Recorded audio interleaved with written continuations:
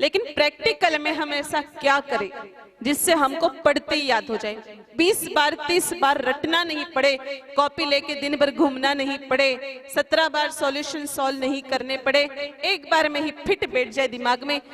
School में आओ उससे पहले पढ़ के आओ, मैडम सिखावे सर सिखावे तब एक बार देख लो और एग्जाम के समय वापस पढ़ लो। 3 बार से ज्यादा चौथी बार का कभी काम नहीं पड़े। इतना सुंदर फॉर्मूला, इतना सुंदर सूत्र हमारे गुरुदेव भगवान ने सभी विद्यार्थियों को दिया है। अनेकों विद्यार्थियों ने इसका पालन किया है और जिंदगी में उनकी काफी प्रोग्रेस हुई है। 3 छोटे छोटे काम करने, कर लोगे आप लोग? और मैं दावे के साथ कह सकती हूँ अपने 6 महीने आप करके देखो, 6 महीने बाद आपका प्रोग्रेस रिपोर्ट कार्ड पर 15% परसेंटेज की बढ़ोतरी जरूर हो जाएगी। सबसे पहला काम, पढ़ाई करने वाले विद्यार्थी को ये तो नहीं करना है पर ये उसके तहत करना पड़ेगा। रात्रि को जल्दी सो जाना चाहिए और सुबह 4 बजे उठना है। पढ़ाई करने वाले विद्यार्थी को सुबह जल्दी उठना है, मॉर्निंग में। अब सुबह जल्दी उठने के लिए रात को जल्दी सोना पड़ेगा। जो रात को 12 न 1 न 2 बजे तक जगता है वो सुबह कैसे उठ पाता है? आप में से भी बहुत सारे लोग रात को 12-12 1-1 बजे तक जगते होंगे। और क्यों जगते ये भी मैं बता दूं। दिन रात वो हाथ में चलता है ना, ऊपर नीचे ऊपर नीचे ऊपर नीचे, क्या कहते हैं उसको? मोबाइल। मोबाइल पढ़ाई करने वाले विद्यार्थियों को यूज नहीं करना चाहिए। जब तक बच्चे 12वीं क्लास के एग्जाम पास ना हो जाए तब तक उनको मोबाइल को हाथ भी नहीं लगाना चाहिए। संकल्प ले लेना चाहिए कि हम मोबाइल को छुएंगे भी नहीं। अब आपको क्या ऐसा क्यों बता रहे हो, मोबाइल ने ऐसा क्या बिगाड़ा कर दिया? आजकल मोबाइल के कारण बहुत सारी जिंदगियां बर्बाद हो रही है। इसी मोबाइल के कारण आए दिन हमारे देश में विद्यार्थी आत्महत्या कर रहे हैं। बहुत गेम, कुछ गेम तो आपको भी पता होंगे, ब्लू व्हेल है, पबजी है। इन गेम के कारण बहुत सारे विद्यार्थी मौत के घाट उतर चुके हैं। विद्यार्थियों को मोबाइल का प्रयोग बिल्कुल निषेध कर देना चाहिए माता पिता ने। अगर आप अपने आप से प्रेम करते हो और आपके माता पिता आपसे प्रेम करते हो तो उनको घर पे जाके कह देना कि हमको मोबाइल फोन कभी भी मत देना, 12वीं के एग्जाम पास नहीं होते तब तक। आज से 5 महीने पहले अखबार में 2 इंटरव्यू छपे थे, एक मेघालय और दूसरा इंटरव्यू था राजवर्धन सिंह राठौड़। इन दोनों के इंटरव्यू में आया था ये दुनिया की बहुत बड़ी बड़ी हस्तियां हैं। राजवर्धन सिंह राठौड़ हमारे केंद्रीय मंत्री थे उस समय और मेघालय बहुत सुप्रसिद्ध अमेरिकन सिंगर है। उन्होंने एक बात लिखी है कि हम हमारे बच्चों को मोबाइल का इस्तेमाल नहीं करने देते। छोटे छोटे बच्चे हैं उनके, कोई 6th में पढ़ता है, कोई 8th में पढ़ता है। हम हमारे बच्चों को टाइम पास करवाने के लिए उनके साथ नाच लेते हैं, उनके साथ बातें कर लेते हैं, लेकिन मोबाइल का इस्तेमाल नहीं करने देते।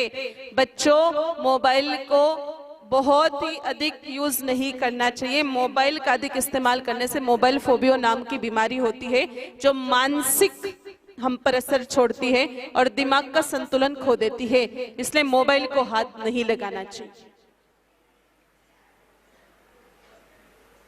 और कुछ बच्चे तो फिल्म देखते हैं और कुछ देखते हैं, इसलिए देर रात तक जगते हैं। तो देर रात तक जगने का काम ही नहीं रखना चाहिए, सुबह जल्दी उठना चाहिए।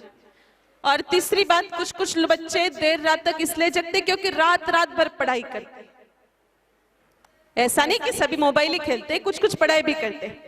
तो पढ़ाई करने वाले विद्यार्थी को रात को 10 बजते ही किताब को बंद कर देनी चाहिए और लाइट को ऑफ कर देनी चाहिए, क्योंकि रात को 10 बजे बाद आप जो भी पढ़ते हो आपको दिमाग में नहीं बैठेगा, आप केवल मात्र टाइम पास करोगे। ये विज्ञान कहता है, मैं नहीं कह रही हूं। आप सबके घरों में घड़ियां लगी है ना, घड़ी, वॉच। वैसे परमपिता परमात्मा ने हमारे दिमाग में भी एक वॉच फिट कर दी है, रिस्ट वॉच। इसको कहते हैं जैविक घड़ी। ये रात को 10 बजे बाद डीएक्टिवेट हो जाती है और रात को 10 बजे बाद नींद को प्रेरित करने वाले हार्मोन्स स्रावित हो जाते हैं और जो बच्चा रात को 10 बजे बाद पढ़ता है, एक तरफ तो नींद के हार्मोन्स और दूसरी तरफ पढ़ाई के हार्मोन्स एक दूसरे पर टकराते हैं और बच्चा अवसाद का शिकार हो जाता है। आज भी सबसे ज्यादा देर रात तक पढ़ाई करने वाले विद्यार्थी कोटा में है और कोटा जिला जो है हमारे राजस्थान का, उसकी हालत आप बहुत अच्छी तरह से जानते हो। साल में 4-5 खबरें तो आ ही जाती है कि फलाना विद्यार्थी ने आत्महत्या कर ली, फलाना विद्यार्थी ने आत्महत्या कर ली। ये आत्महत्या कोटा में इसलिए होती है क्योंकि बच्चे वहां देर रात तक जग के पढ़ाई करते, वो अवसाद के शिकार हो जाते। इसलिए रात को 10 बजे आराम से सो जाओ, सुबह 3 बजे भी उठ सकते। सुबह जल्दी उठ के नहा धो के 1 लोटा जल सूर्य भगवान को चढ़ाना चाहिए। जल, अब आप कहोगे हमको ऐसी बुड्ढों की बातें क्यों बता रहे हो, ये तो बुड्ढे लोग करते हैं, हम तो यंगस्टर हैं, हमको क्यों बता रहे हो? ये आपको इसलिए बता रहे क्योंकि आपकी बुद्धि बढ़े। इस संसार में ज्ञान के देवता कोई है तो वो सूर्य भगवान है। आप लोगों को हनुमान चालीसा आती है क्या? हनुमान चालीसा की फर्स्ट लाइन क्या है? जय हनुमान ज्ञान गुण। हनुमान जी ज्ञान के सागर है और हनुमान जी को ज्ञान कहां से मिला है? हनुमान जी के गुरु जी कौन है? सूर्य भगवान। सूर्य भगवान बुद्धि के देवता है और जो बच्चा सुबह ब्रह्म मुहूर्त में जल चढ़ाता है उसकी बुद्धि बढ़ जाती। 2 कारण है। पहला कारण, एक बात बताओ बच्चों, सूर्य नारायण भगवान की कुल कितने किरणें होती हैं? 7 किरणें होती, बिल्कुल सही कहा। कुछ ही बच्चे पढ़ाई करते, कुछ तो केवल टाइम पास करते हैं। यहाँ पर भी 7 किरणें होती है। ये सभी सूर्य नारायण भगवान के रंग है जो आपको भी पता है, केसरिया है, पीला है। और ये एक बात कहता है विज्ञान, आपको विज्ञान में सिखाया होगा, लेकिन हमारा जो अध्यात्म है वो कहता है कि सूर्य नारायण भगवान की कुल 8 किरणें होती है। 8वीं किरण जो है उसका नाम है धर्मेष्टि किरण। ये कुछ ही समय के लिए आती है सुबह ब्रह्म मुहूर्त में, और जो बच्चा धर्मेष्टि किरण के सानिध्य में सूर्य भगवान को जल चढ़ाता है उसकी बुद्धि जो है वो प्रखर हो जाती है। इसलिए पढ़ाई करने वाले विद्यार्थी ने सुबह 1 लोटा जल सूर्य भगवान को चढ़ाना चाहिए। और दूसरा कारण, सूर्य भगवान बुद्धि के देवता है। हनुमान चालीसा में लिखा है कि सूर्य नारायण भगवान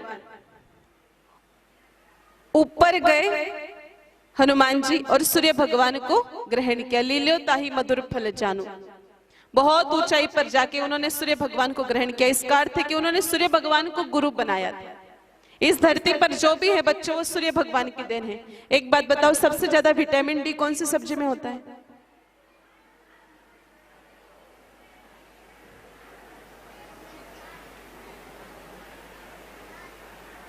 सबसे ज्यादा विटामिन डी किसमें होता है?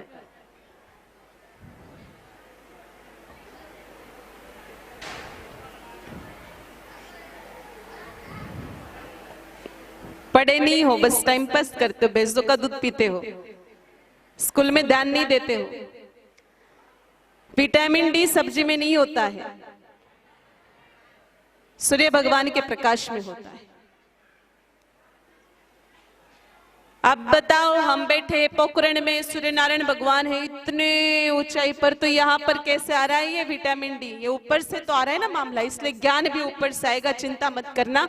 1 लोटा जल सुबह सूर्य नारायण भगवान को जरूर चढ़ाना। एक मंत्र है, आदि देव नमस्तुभ्यं प्रसिद्ध मम भास्करः, दिवाकराय नमस्तुभ्यं प्रभाकराय नमस्तुते। याद नहीं रहे तो हम सूर्याय नमः भी बोल सकते। सूर्य नारायण भगवान के जितने नाम आपको याद है वो भी बोल सकते हो। दूसरा काम, फिर गाय माता जी की 7 परिक्रमा करके 1 रोटी गौ माता को जिमा के एक मंत्र बोलना है, गुरु गृह गयहु पढ़न रघुराई, अल्पकाल विद्या सब आई। ये रामचरितमानस की चौपाई है। राम जी भी जब पढ़ाई करने के लिए गए थे ना, हम लोग इतने बड़े बड़े हो गए तो भी एक फील्ड में भी हमने कुछ प्राप्त नहीं किया। राम जी 6 साल के थे तब तो पढ़ने के लिए गए थे, 12 साल के नहीं हुए तब तक सारी विद्याओं को प्राप्त करके आ गए। हम तो 20 साल के हो जाते तब जाके एक ही फील्ड में डिग्री डिप्लोमा प्राप्त कर पाते, लेकिन राम जी तो आयुर्वेद भी सीख गए, धनुर्विद्या भी सीख गए, घुड़सवारी भी सीख गए, गणित भी सीख गए, खगोल शास्त्र भी सीख गए, सब कुछ सीख गए, क्योंकि वो गौ माता की सेवा करते थे। राम जी एक मंत्र बोलते थे, गुरु ग्रह गयो पढ़न रघुराई, अल्पकाल विद्या सब आई। और तीसरा छोटा सा काम, श्रावण महीना छोड़ के अन्य 11 महीने बच्चे गाय माता जी का दूध पी के सोए। श्रावण में दूध नहीं पीना चाहिए। अभी सावन चल रहा है, कितने बच्चे दूध पीते, जरा हाथ ऊपर करना। ये तो गलत बात है। सावन में तो दूध पीना ही नहीं चाहिए, छूना ही नहीं चाहिए। हाथ नीचे कर लो। सावन में दूध क्यों नहीं पीना चाहिए? विज्ञान कहता है कि श्रावण में हरित तत्व ज्यादा होता है, वात तत्व ज्यादा बढ़ता है, और सूर्य वात तत्व का अधिक सेवन करने के कारण बुद्धि के टिश्यू जाम हो जाते हैं और घुटनों के लिगामेंट्स खराब हो जाते हैं। इसलिए हमारे पूर्वज जो वैज्ञानिक थे उन्होंने क्या बताया कि श्रावण का दूध किस पे चढ़ा दो? शिव जी पे चढ़ा दो। लेकिन हम शिव जी का भी दूध पी गए और बुद्धि को भ्रष्ट कर गए। श्रावण में दूध नहीं पीना चाहिए। हमारे पास बहुत सारी माताएं आती कि महाराज हमारा बच्चा जो है खूब पढ़ाई करता है, आप कहते हो गाय माता का दूध पियो, 12 महीने गाय माता का दूध पीता है, लेकिन उसकी दिमाग नहीं चलता, क्या बात है? तो माई एक प्रॉब्लम हो गई ना, उसने 12 महीने गाय माता जी का दूध पिया, दूध तो 11 महीने पीना चाहिए। मत्स्य पुराण के 36वें अध्याय के 16वें श्लोक में भी ये बात लिखी है, श्रावणे वर्जेत क्षीरम दधि भाद्रपदे तदा। श्रावण में दूध मत पियो और भादवे में दही मत खाओ। इन 3 नियमों का पालन हमने जो आपको अभी बताया, सुबह जल्दी उठ के क्या करना चाहिए, और फिर सूर्य भगवान को अर्घ्य चढ़ाना है, जल चढ़ाना है। दूसरा काम, परिक्रमा करके मंत्र बोलना है, गुरु ग्रह गए हो पढ़ने रघुराई, अल्पकाल विद्या सबाई। और तीसरा काम, रात को सोते समय गाय माता जी का दूध पी के सोना है। कौन सा महीना छोड़ के? श्रावण अभी चल रहा है, उसको छोड़ के। आप बच्चे अगर 60-65 पर अटके हुए हैं तो 80-85 पर चले जाओगे। 70-75 तक आपकी प्रोग्रेस रिपोर्ट है तो बच्चों आप बोर्ड में भी आ जाओगे, अगर 6 महीने तक इन नियमों का पालन किया तो। बोलो गौ माता की